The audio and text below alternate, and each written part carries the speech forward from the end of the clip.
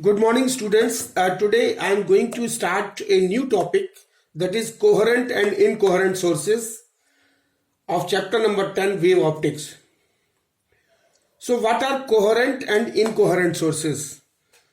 So coherent sources, the sources of light which continuously emit light waves of same frequency or same wavelength with a zero or constant phase difference between them are called coherent sources. यानी light के ऐसे दो sources जो continuously light emit कर रहे हो, कौन सी light waves emit कर रहे हो, जिनकी दोनों की फ्रीक्वेंसी और वेवलेंथ सेम हो और जिनका कांस्टेंट फेज डिफरेंस हो. फेज डिफरेंस भी टाइम के साथ चेंज ना हो रहा हो और कांस्टेंट फेज डिफरेंस या तो कांस्टेंट हो या जीरो हो फेज डिफरेंस. ऐसे सोर्सेस कहलाएंगे कोहेरेंट सोर्सेस.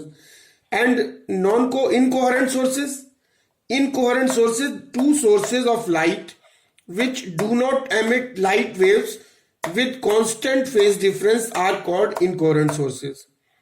यानी वो लाइट के सोर्सेस जो लाइट वेव्स एमिट कर रहे हो जिनका की फेज डिफरेंस जो है वो कांस्टेंट ना हो, उसको इनकोहेरेंट सोर्सेस कहलाएंगे. अब देखिए नेक्स्ट जो पॉइंट है ये बहुत इंपॉर्टेंट है. ये क्या है कि need of coherent sources for the production of interference pattern. देखिए इंटरफियरेंस पैटर्न को अचीव करने के लिए हमको कोहेरेंट सोर्स का होना जो है वो, हमारे पास कोहेरेंट सोर्सेज का होना बहुत जरूरी है. So need of coherent sources for the production of interference pattern, यानी इंटरफियरेंस पैटर्न को या डिस्टिंक्ट इंटरफेरेंस पैटर्न को अचीव करने के लिए हमारे जो सोर्सेज होने चाहिए, वो लाइट के जो सोर्सेज होने चाहिए वो that should B coherent sources. और कोहेरेंट सोर्सेज वो होते हैं जो ऐसी लाइट वेव्स एमिट करें जिनका वेवलेंथ और फ्रीक्वेंसी सेम हो और जिनका फेज डिफरेंस कांस्टेंट हो या जीरो. नाउ देखो, need of coherent sources for the production of interference pattern. When two monochromatic waves of intensity I1 and I2, अगर मान लिया जाए दो मोनोक्रोमेटिक वेव्स है, एक की इंटेंसिटी I1 है, दूसरे की इंटेंसिटी ऑफ वेव्स है I2 है और विद फेज डिफरेंस फाई है और जिसका फेज डिफरेंस फाई है. When two monochromatic waves of intensity I1 and I2 and with the phase difference phi meet at a point, अगर दो मोनोक्रोमेटिक वेव्स जिनकी इंटेंसिटी I1 एक ही है दूसरे की I2 है और उन दोनों का फेज डिफरेंस फाई है, and if these monochromatic waves meet at a point, अगर एक पॉइंट पर मिलती हैं तो उनकी जो रिजल्टेंट इंटेंसिटी होगी that is given by I is equal to I1 plus I2 plus 2 under root I1 I2 cos phi. तो उनकी जो रिजल्टेंट इंटेंसिटी क्या होगी, I is equal to I1 plus I2 plus 2 under root I1 I2 cos phi. And this 2 under root I1 I2 cos phi is known as interference term. Now there are two cases arises over here.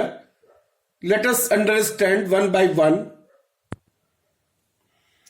So now case first, if देखिए case first क्या है, if cos phi is equal to constant.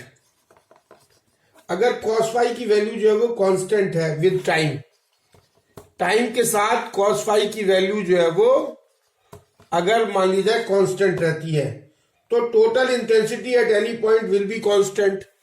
तो ये जो total intensity होगी at any point will be constant. Then total intensity at any point will be constant. तो जो total intensity है at any point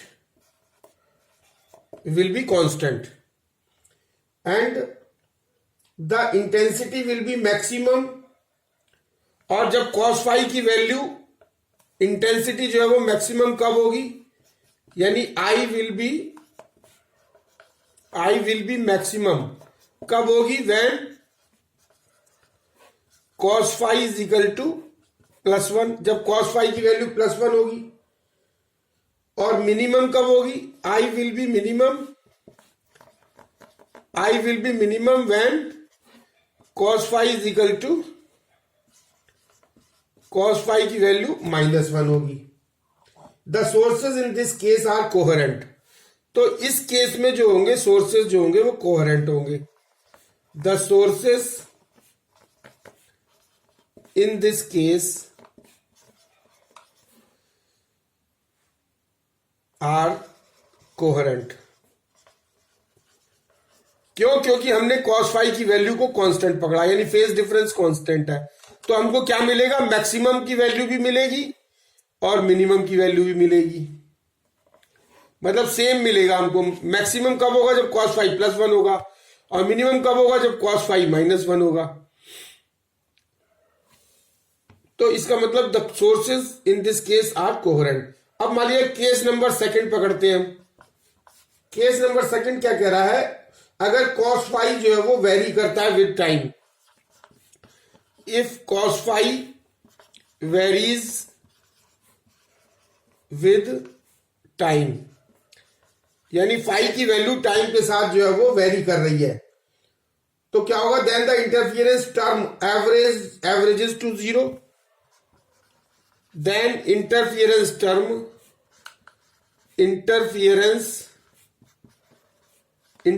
टर्म क्या है, that is 2 √I1 I2 cos phi, ये इंटरफियरेंस टर्म है। तो ये जो है वो this interference term will term averages to 0, then interference term averages to 0। अगर ये cos फाई वेरी करेगी टाइम के साथ, तो जो इंटरफियरेंस टर्म होगा 2 √I1 I2 cos फाई, तो ये इसकी वैल्यू जो है वो 0 हो जाएगी, average value, and there will be same intensity I is equal to I1 plus I2 at every point। तो जब ये वैल्यू जब 0 हो जाएगी, तो हमारी intensity then I will be equal to I1 plus I2, और ये जो है वो I की वैल्यू I1 प्लस I2 होगी at every point,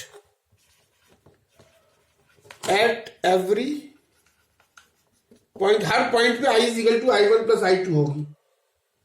there will be general illumination on the observation screen, तो क्या होगा, इंटरफियरेंस पैटर्न नहीं होगा। जब एक ही तरीके there will be general illumination, on observation screen, यानी स्क्रीन पर हमारा जो है वो एक ही तरीके की इंटेंसिटी दिखाई देगी। इसका यह मतलब हुआ कि at every point there will be general illumination on observation screen, यानी ऑब्जर्वेशन स्क्रीन पर हमको इंटेंसिटी में डिफरेंस नहीं होगा, एक ही तरीके की इंटेंसिटी दिखाई देगी। इसका मतलब जो है वो इंटरफियरेंस पैटर्न जो है वो हमको नहीं दिखाई देगा। So the two sources in the case are incoherent. The two sources in this case are incoherent. अगर ऐसा हो रहा है तो इसका मतलब दो सोर्सेज जो है वो इनकोहेरेंट है। Hence to observe interference we need to have two sources with the same frequency and with a stable phase difference. Such a pair of sources are called coherent sources. Therefore अब देखिए इस case में क्या हमको maxima भी मिल रहा है, minima भी मिल रहा है। तो मैक्सिमम भी मिल रहा है, मिनिमम मिल रहा है, इसका मतलब इंटरफेरेंस पैटर्न हमको क्लियर दिखाई दे रहा है। और इस केस में इंटेंसिटी हर पॉइंट पे सेम है, तो हमको इंटरफेरेंस पैटर्न नहीं दिखाई देगा।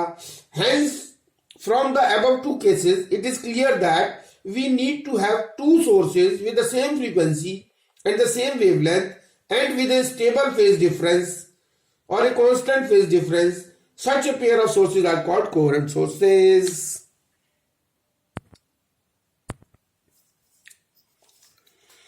Now the next point is conditions for obtaining two coherent sources of light. यानी अब हमको दो coherent sources जो है वो light के कैसे हम obtain कर सकते हैं। तो उसके लिए क्या कंडीशन रखनी पड़ेगी कि हमको दो sources जो है वो coherent sources मिले light के।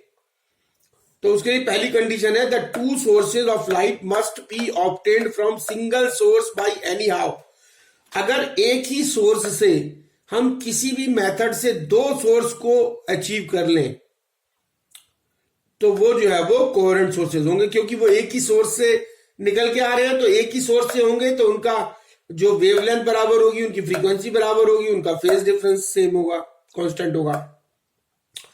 तो या तो वो दो सोर्सेज हम किसी एक सिंगल सोर्स से प्राप्त करें, और या फिर the two sources must give monochromatic light, यानी दोनों सोर्स जो है वो monochromatic light they.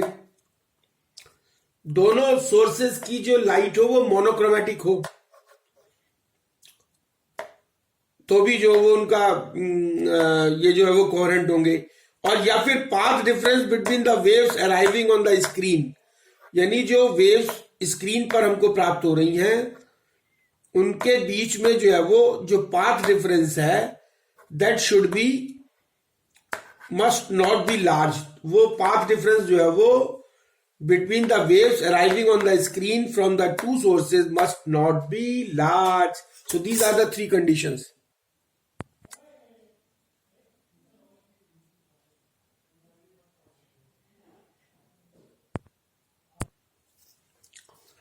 So condition for obtaining two coherent sources of light, the two sources of light must be obtained from single source by anyhow, and the two sources must give monochromatic light. The path difference between the waves arriving on the screen screen from the two sources must not be large. Now principle of superposition of waves. देखिए principle of superposition of waves. Superposition means meeting of waves. यानी waves का मिलना, उसको कहते हैं superposition. So principle of superposition of waves क्या होता है? The principle this principle states that when a number of waves travelling in a medium superpose on each other the resultant displacement at any time at any instant of time at any point at any instant of time is equal to the vector sum of the displacement of the individual waves at that point. यानी principle of superposition of waves क्या कहता है कि जब भी जो है वो नंबर ऑफ वेव्स जब ट्रेवल करती है किसी मीडियम में और वो जब सुपरपोज कर जाती है एक दूसरे को, तो वो उस पॉइंट पर, उस समय पर, उस पॉइंट पर जो रिजल्टेंट डिस्प्लेसमेंट होता है वो इंडिविजुअल वेव्स के डिस्प्लेसमेंट के वेक्टर सम के बराबर होता है। This is the principal of superposition of waves.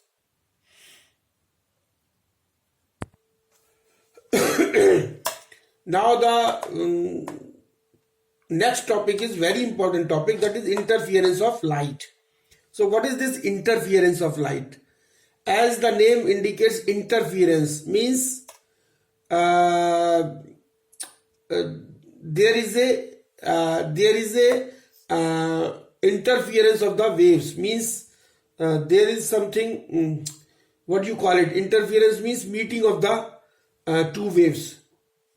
And when the two light waves of the same frequency, so what is this interference? When the two light waves of the same frequency and having zero or constant phase difference and traveling in the same direction and superpose each other, then the intensity in the region of superposition gets redistributed, becoming maximum at some points and minimum at other points, and this phenomena is called interference of light. यानी इसका मतलब ये हुआ कि अगर दो light waves हों और वो दोनों एक ही डायरेक्शन में ट्रेवल कर रही हो, जिनकी की फ्रीक्वेंसी और वेवलेंथ सेम हो और उनका फेज डिफरेंस या तो जीरो हो या कांस्टेंट हो, तो क्या होगा कि अगर वो सुपरपोज करती हैं, एक दूसरे से आपस में इंटरफियर करती हैं या एक दूसरे से आपस में मिलती हैं, तो क्या होगा कि at the point of superposition the intensity of the light gets redistributed and becoming maximum at some points and becoming minimum at some other points. तो क्या होता है कि कुछ पॉइंट पे जो है वो इंटेंसिटी ऑफ लाइट ज्यादा हो जाती है, मतलब मैक्सिमम हो जाती है, और कुछ पॉइंट पे जो इंटेंसिटी ऑफ लाइट जो है वो मिनिमम हो जाती है, यानी कम हो जाती है। और इस पैटर्न को, इस फिनोमेना को ही हम इंटरफियरेंस ऑफ लाइट कहते हैं। This is all about for today's lecture. Thank you very much.